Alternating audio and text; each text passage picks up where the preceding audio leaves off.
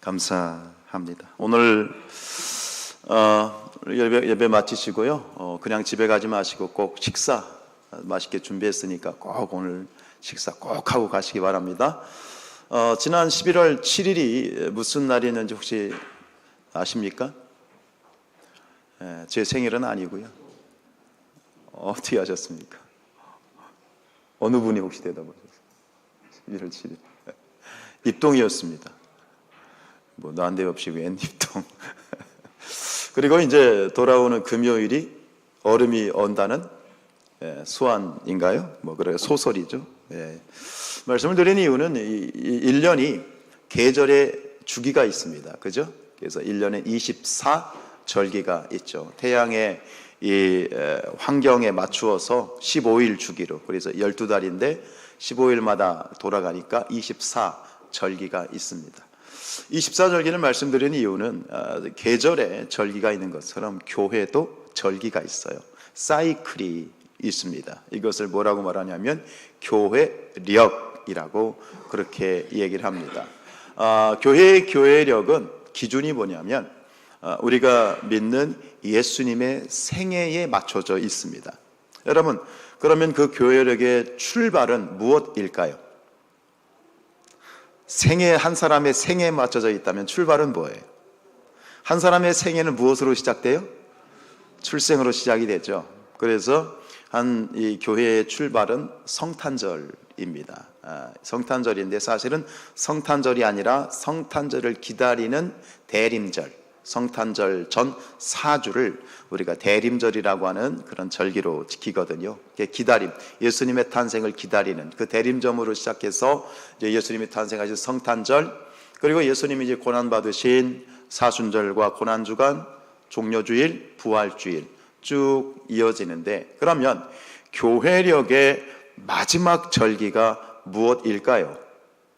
마치신 분들은 이따 밥 2그릇 드세요. 뭘까요? 바로 오늘입니다. 추수감사절이 바로 우리 교회력의 마지막 절기입니다. 그런데 이렇게 교회력을 다시 돌아보다 보니까 제가 재미있는 사실을 하나 발견했습니다. 모든 절기는 한 번씩이죠. 그죠? 한 번인데 2번이 나오는 절기가 있어요. 2번 지키는 절기가 있어요. 그게 뭐냐면 감사절입니다. 감사절. 7월 첫째 주 맥추 감사절과 오늘 11월 추수감사절. 모든 절기는 다 한 번씩인데 왜 하나님께서는 우리에게 감사를 2번씩이나 지키게 하셨을까? 그건 뭐 너무나도 자명한 것 아니겠습니까? 감사의 가치, 감사의 중요성. 여러분, 우리의 생애에 감사는 너무너무 중요한 그러한 하나님의 선물이다 라고 하는 것이죠. 10길 물속은 알아도 한길 사람 속은 모른다는 말이 있습니다. 제가 여러분들을 다 알 수 있을까요? 여러분, 같이 사는 부부의 마음을 다 아시나요? 몰라요? 임적숙 지사님 너무 고개를 설레설레 드시는데 가끔 그런 얘기를 합니다. 수십 년을 살아도 부부의 마음 모르겠다라는 얘기를 하는 분들이 있습니다. 10길 물속은 알아도 한길 사람 속은 모르는 거예요. 여러분들 믿음을 모릅니다. 가끔 보면 정말 이 믿음이 정말 좋아 보이는, 믿음이 정말 있어 보이는 분이 있어요. 그런데 어느 날 갑자기 문득 아니 이분의 믿음이 이것밖에 안 됐었나 하는 그런 어떤 안타까움이 느껴질 때가 있고, 또 반대도 있어요. 저분은 신앙생활을 왜 저렇게 하나, 믿음이 저것밖에 안 되나, 굉장히 실망스럽게 보았는데 어느 날 그분의 믿음의 진가가 드러날 때가 있더라고요. 이게 사람은 몰라요. 수십 년 사는 부부도 모르는데 어떻게 알 수 있겠어요. 그런데 모든 건 몰라도 그분의 믿음이 이분의 믿음이 그래도 기본은 됐구나, 그래도 이분의 믿음은 그래도 든든하구나 하는 것을 이제 판단할 수 있는 하나의 시금석이 있더라고요. 그게 뭐냐면 감사예요. 감사. 늘 입에 어떠한 상황, 지금 모든 일이 잘 되는 상황 가운데 감사하는 것은 너무나 당연한 일이죠. 그런데 누가 봐도 이분의 지금 상황이 안 좋아요. 어려워요. 그런데도 그 입에서 뭐가 나와요? 감사가 나오는 걸 보면 저분의 믿음은 그래도 기본은 됐구나 라는 것을 그렇게 판단할 수 있더라고요. 여러분, 이 감사는 무엇이냐? 결국 믿음의 열매입니다. 감사를 고백하는 사람은 그 안에 믿음이 있는 거예요. 기본적으로 믿음이 있기 때문에 감사하는 거예요. 이게 바로 우리 예수를 믿는 사람들의 축복이죠. 여러분, 시시각각으로 우리의 삶을, 우리의 길을 방해하는 악한 사단이 있어요. 사단이 길을 가는데 사단이 내 발을 걸어서 걸려 넘어져요. 근데 우리 믿는 자들은 그 걸려 넘어지면서도 뭐라고 얘기합니까? 감사합니다 그러는 거예요. 사단이 우리가 가는 길에 함정을 파놓았어요. 그러니까 그 함정에 그만 빠지고 말았어요. 근데 그 함정에 빠져서 허우적거리면서도 뭐라고 얘기합니까? 감사합니다 그래요. 누군가를 조종을 해서 나를 조롱하고 비난하고 나를 억울하게 누명을 씌워요. 그렇게 누군가가 나를 조롱하고 욕을 하는데도 그 욕과 조롱을 받으면서도 뭐라고 감사합니까? 하나님, 제가 이런 조롱을 받게 하여 주셔서 감사합니다. 이해가 됩니까? 그러니까 사단이가 어떻게 해볼 수가 없어요. 감사하는 사람은 사단이가 어떻게 해볼 수가 없어요. 그래서 마틴 루터가 뭐라고 얘기했냐면 마귀의 세계에는 감사가 없다라고 얘기하는 거예요. 마귀의 세계에 감사가 없다는 얘기는 우리가 감사할 때 마귀를 이길 수 있고 문제를 돌파할 수 있고, 이게 바로 신앙의 은혜이죠. 매튜 헨리라고 하는 주석을 쓴, 그러니까 우리 목회자들이 대표적으로 많이 보는 주석이 매튜 헨리 주석인데, 그 주석을 쓴 매튜 헨리라는 분이 어느 날 강도를 만났어요. 그래가지고 다 뺏기고 지갑 뺏기고 또 구타를 당했어. 근데 그분이 강도를 만난 이 매튜 헨리 목사님이 하나님께 감사했대잖아. 뭐라고 감사했을까요? 내 지갑에 있는 돈은 이렇게 도둑 맞았어도 내 생명은 잃어버리지 않아서 감사하다. 또 하나 감사가 있어요. 내가 도둑이 되지 않고 목사가 된 것이 감사하다.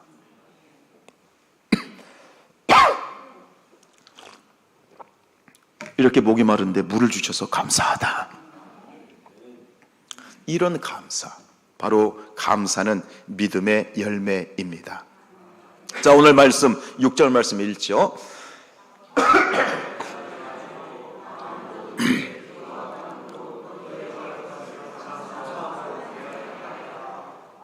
들어보세요.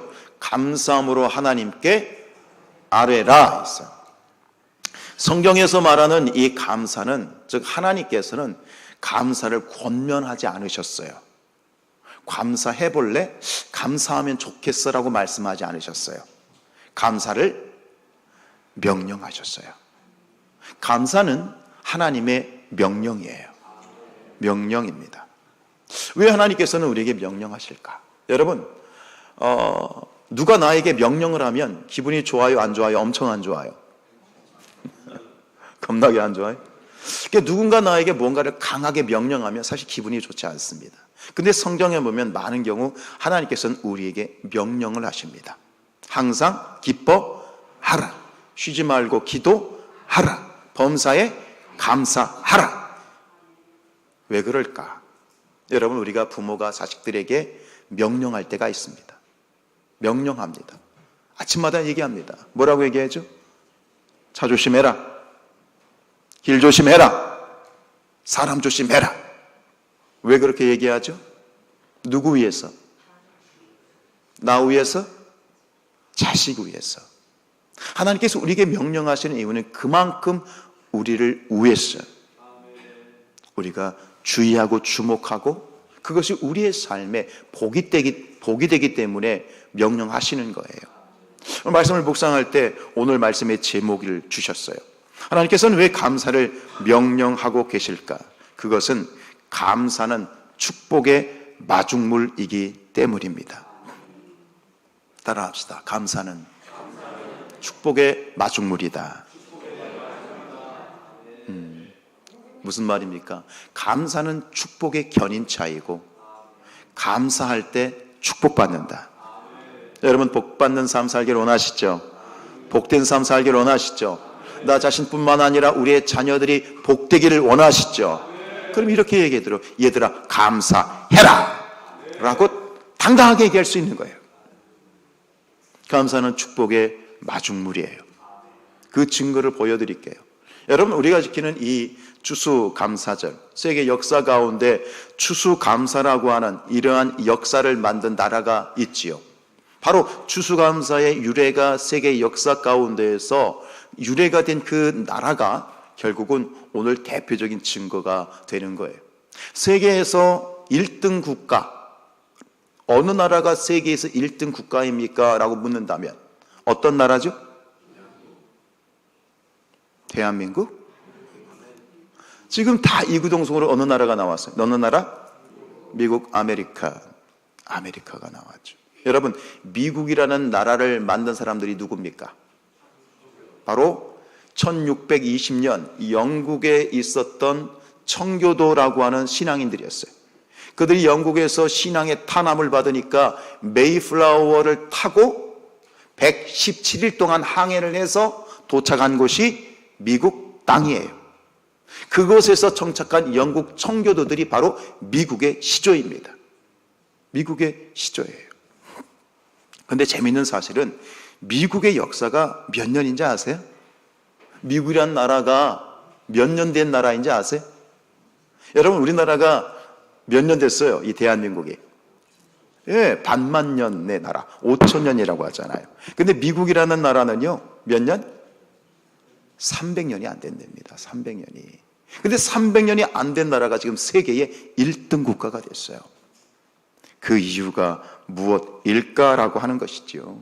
거기에 바로 이 역사가 있어요. 영국에서 이 청교도들이 배를 타고 와서 117일 만에 도착을 하고 도착했는데 아무것도 없어요.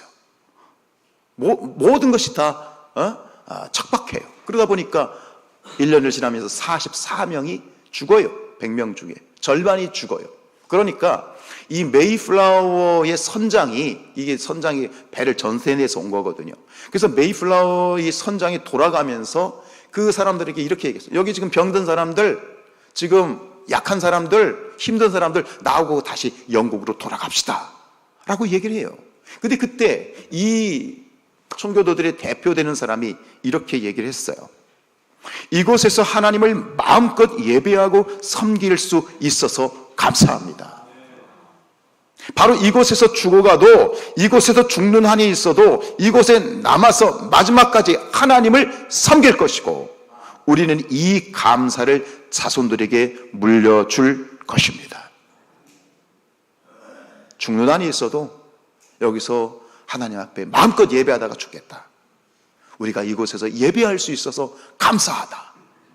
결국은 이들이 남겨놓은 것은 자손들에게 감사를 남겨놓은 것이 아니라 축복을 남겨놨어요. 축복을 남겨놨어요. 300년의 짧은 역사 속에서 미국이라는 나라가 세계 제1등 국가가 될 수 있었던 비결은 뭐냐? 바로 그 비결이 뭘까요? 하나님이 축복하신 거죠. 300년의 짧은 역사 속 어떻게 그러한 부강된 나라를 만들 수 있어요? 하나님이 하신 거예요. 하나님이 주신 거예요. 그런데 하나님이 받으신 것이 있어요.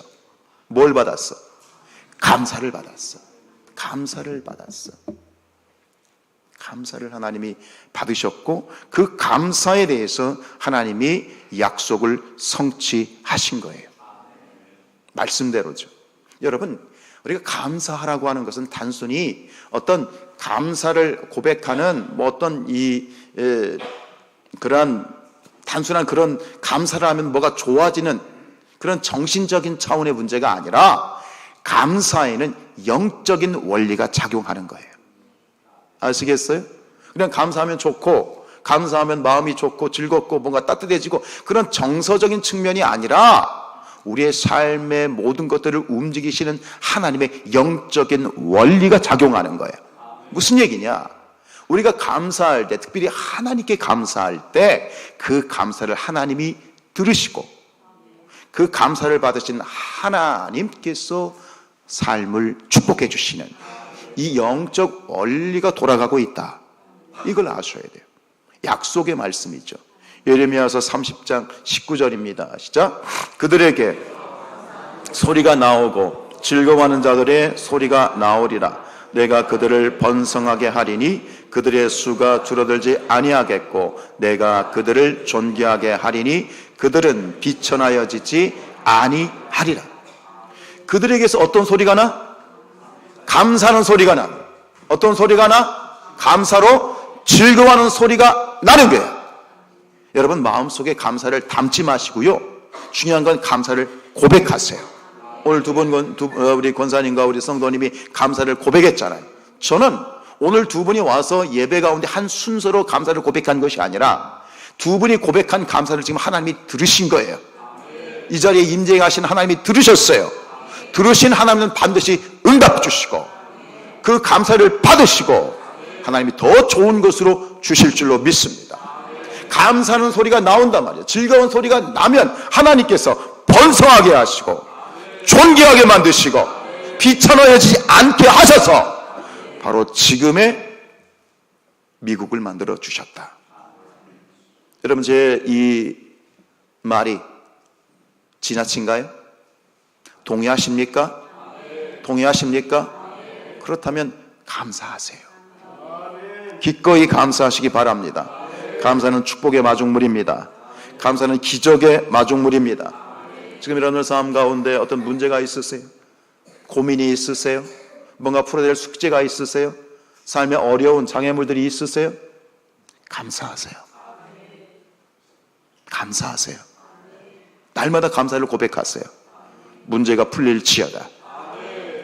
장애물이 떠나갈지어다. 회복될지어다. 말씀드렸잖아요. 감사는 믿음이 있는 사람이 하는 거예요. 아무나 감사 못해. 그래서 오늘 제가 한 걸음 더 나아가서 감사는 축복의 마중물인데 그러면 어떠한 축복의 마중물이 될까? 한 가지를 말씀드리고 싶어요. 감사는 평강의 마중물이에요. 감사할 때 평강을 주십니다. 평안을 주십니다. 우리 7절 말씀 읽습니다. 그리하면 모든 지각에 뛰어난 하나님의 평강이 그리스도 예수 너희 마음과 생각을 지키시리라. 우리가 기도합니다. 대부분 기도하는 이유는 어떤 문제가 있기 때문에 기도합니다. 그런데 기도하는데 앞에 있는 이 문제가 그대로 있어. 문제가 좀 떠나갔으면 좋겠는데 문제가 그대로 있어. 그리고 달라진 것도 없어. 그런데 기도하는데 오히려 어떤 문제가 풀리기보다는 더 악화되네? 그런 경우가 있죠. 그러면은 믿음이 없는 분들은 에이, 기도해도 소용없네 이러고 포기하지만 믿음의 사람들은 계속 기도하죠. 그런데 문제는 그대로 있고 오히려 더 상황이 악화됨에도 불구하고 기도하는 가운데 나도 모르는 마음속에 든든함이 생길 때가 있어요. 마음에 평안이 올 때가 있어요. 그게 뭐예요? 응답이에요. 응답이에요. 눈앞에 보이는 것은 변함이 없지만 하나님이 내 안에 평강을 주셔서 응답 주셨구나. 그럼 어떤 마음이 생기죠? 돌파할 수 있어요. 이겨낼 수 있어요. 여러분 예수 믿는다고 문제가 안 생기는 게 아니에요. 예수 믿는다고 사고가 안 나는 게 아니에요. 그건 신앙이 아니에요. 그거는 종교예요.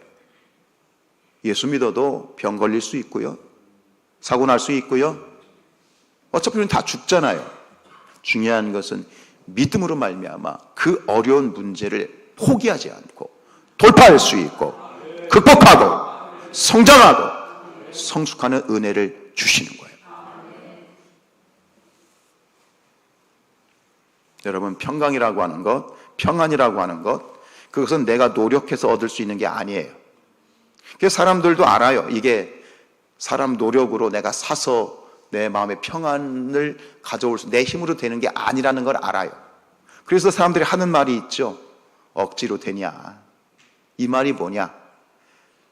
평강과 평안을 내가 노력해서 얻을 수 있는 게 아니라는 얘기예요. 그러면 어떻게 마음이 평안해질 수 있을까요? 하나님이 주셔야 돼요. 하나님이 주셔야 돼요. 욥기서 24장 23절입니다. 하나님은 그에게 평안을 주시며 지탱해 주시나 그들의 길을 살피신다. 여러분도 예배를 드리고 있지만 역시 예배를 드리면서도 지금 마음의 염려와 근심과 불안과 애를 쓰고 속을 태우는 일들이 있어요. 노심초사, 애를 태우고 속을 태우는 일이 있죠. 근데 우리 인생을 보면 저도 부모된 입장에서 봤을 때 우리의 삶에서 제일 노심초사하게 만드는 그런 일이 무엇이냐? 아마도 자식 아니겠어요? 우리 오늘 지역자 권사님도 따님이 또 이 수술을 하게 돼서 급하게 기도 제목을 내놓으셔서 함께 기도하고 감사하게 또 수술이 잘 됐어요. 여러분, 자식이 조금만 늦게 들어와도 마음에 겁이 나잖아요. 객지에 나가 있는 애가 갑자기 전화해서 엄마 머리가 좀 아픈데요 그러면 또 갑자기 벌컥 겁이 나잖아요. 한시도 바람 잘 날이 없잖아요. 한시도 이 마음이 제대로 평안할 날이 없잖아요. 금요일에 제가 이제 저희 아버지가 퇴원을 하셨어요. 그래서 제가 천안에서 모시고 저희 친가에다 모셔다 드리고 그리고 이제 급하게 오는데 저희 어머니가 갑자기 가목사야 잠깐만 있어봐라 그러더니 봉투를 하나를 이렇게 주시는 거예요. 그러더니 야야 이거 민찬이 이름으로 건축원금 좀 해라 그러시는 거예요. 건축원금 하고 좀 기도 좀 해라. 왜냐하면 민찬이가 누구냐면 제 동생 아들이에요. 둘째 아이인데 얘가 해군 부사관이 됐어. 그래가지고 저기서 그 훈련을 마치고 평택에 자대 배치를 받자마자 출항을 한 거예요. 근데 바다에 나가면 이게 연락이 안 된다네요. 이게 전화가 이게 뭐 하루 이틀 나가는 것도 아니고 장기로 나가니까 이게 부모가 또 그렇구만 이제 할머니가 이게 좀 기도해 다오 이렇게 해서 건축원금을 저한테 대신 주셨어요. 저희 어머니 신앙을 보면 제가 늘 지금도 그러시지만 매주마다 헌금하시는 하나의 어머니의 기도에 헌금이 하나 있어요. 자녀를 위한 헌금이에요. 제가 이런 거의 매주 드리세요. 이제는 자녀가 아니라 누구? 손주 헌금을 이렇게 드리는 거죠. 여러분, 우리의 삶이 그래요. 하루도 바람 잘 날이 없어요. 겉으로는 웃고 떠들고 아무 문제가 없는 것 같지만 그런 사람이 어디 있어요? 우리가 뭐가 필요해요? 평안이 필요해요. 사랑하는 여러분들이요, 이 자리 예배하는 여러분들에게 오늘 이 자리에 하나님의 평강이 임할지어다. 내가 노력해서 돈으로 살 수 있는 게 아니에요. 억만금을 줘도 살 수 없는 게 평안이에요. 하나님이 주셔야 돼요. 요한복음 14장 27절입니다. 평안을 너희에게 끼치노니 곧 나의 평안을 너희에게 주노라. 내가 너희에게 주는 것은 세상에 주는 것과 같이 아니하니라. 너희는 마음에 근심하지도 말고 두려워하지도 말라. 누구는 근심하고 싶어서 근심하나? 누군 두려워하고 싶어서 두려워하나? 그냥 삶이, 매일매일의 삶이 근심이고 염려고 두려움이고 바람잘 날이 없는데, 그러면서 말씀하시는 게 뭐예요? 세상이 주는 것과 같지 않다. 세상이 주는 것이라는 것이 뭐예요? 세상에는 가짜 평안이 있다는 거예요. 가짜 평안. 우리는 기본적으로 매일이 염려고 힘든 이런 어떤 근심이 있기 때문에 본능적으로 평안을 간구해요. 평안하고 싶어요. 그러니까 엉뚱한 데서 가가지고 그걸 찾잖아요. 저 점집가서 가가지고서는. 그래서 세상에는 가짜 평안이. 당장 보면 평안할 것 같은데 길이 열리는 것 같은데 또 막히고. 굿하면 뭐해? 이 귀신 잠잠하게 만들면 더 큰 귀신이 들러붙고, 그거 구태가지고 잠잠해놓으면 더 큰 귀신이 들러붙고, 그걸 몰라 세상 사람들은. 귀신이 귀신을 잠재우는 걸 몰라. 일이 더 커지는 걸 몰라. 세상에는 온통 가짜 평안만 있는데 주님이 말씀하시죠. 내가 주는 평안은 다르다. 하나님이 주신 평안은 일시적인 평안, 사라지는 평안이 아니라 믿음으로 주시는 그 평안은 영원한 사라지지 않는 평안이다. 이 평안이 필요하세요? 언제 이런 평안을 주신다고요? 감사할 때. 아멘. 말씀드린 것처럼 감사는 내가 노력해서 얻을 수 있는 게 아니라, 평안은 하나님이 주셔야 되는 거예요. 근데 우리 편에서 할 수 있는 게 있어. 이 평안이 나에게, 하나님 평안이 임하도록, 하나님이 주시도록 내가 할 수 있는 게 있어. 그게 뭐라는 거예요? 뭐라는 거예요? 감사라는 거예요. 감사는 평안의 마중물이다. 할렐루야. 여기서 또 한 가지 주목할 게 뭐냐면 나의 평안입니다. 예수님 말씀하시를 나의 평안을 너에게 주겠다는 거예요. 그럼 예수님 안에 예수님이 가지고 있는 평안이 있다는 거예요. 그걸 주시겠다는 거예요. 필요하십니까? 여러분, 예수님의 삶을 보면 우리가 이 세상에서 당하는 고통이나 조롱이나 어려움하고는 비교할 수 없는 그런 고난의 삶을 예수님이 사셨어요. 마지막에 십자가에 못 박혀 돌아가시는 그 순간까지 수많은 배신, 3년 동안 동고동락했던 제자들이 배신을 하지요. 그렇게 오병이어로 떡 먹여주고 고쳐주고 귀신 고쳐줬더니 예수님이 돌아가실 때는 손가락질하고 돌 던지고 말이죠. 정말 고통스러운 삶을 예수님이 사셨어요. 마지막에 십자가에 달려 돌아가시는 그 순간까지. 그런데 예수님은 그 누구도 미워하지 않으셨고, 예수님은 흥분하지 않으셨고, 변명하지 않으셨어요. 왜 그렇죠? 예수님 안에 평안이 있었던 거예요. 이건 우리도 마찬가지 아닙니까?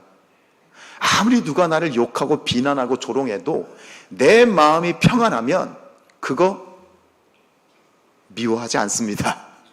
미움의 대상이 되지 않습니다. 변명할 것도 없고요. 싸울 것도 없지요. 다 경험하시지요. 내 마음이 평안이 있으면 그렇지요. 근데 이게 없는 게 문제지요. 이 평안이 여러분들 안에 깃들기를 원합니다. 오늘 이 자리에 오신 분들 수지 맞으셨어. 왜? 주님이 주시겠다는 거 아니야. 내가 원하는 것보다 주님이 더 주시고 싶어하는 그 주님의 원함이 더 커요. 수지 맞으셨어. 그런데 아무나 그 평안을 받을 수 있는 건 아니다. 믿는 자가 받는 것이다. 로마서 1장 16절 말씀입니다. 이 복음은 모든 믿는 자에게 구원을 주시는 하나님의 능력이 됩니다. 이 평안은 믿는 자에게 주시는 거예요. 압니다. 정확한 제목은 모르지만 지금 앉아서 설교를 듣는 여러분들의 마음과 삶의 염려와 근심과 문제와 불안과 흔들림이 있는 것을 압니다. 저보다 주님은 더 잘 아시고, 그래서 주님께서 말씀하시는 겁니다. 내가 너에게 평안을 주겠다. 믿으십니까?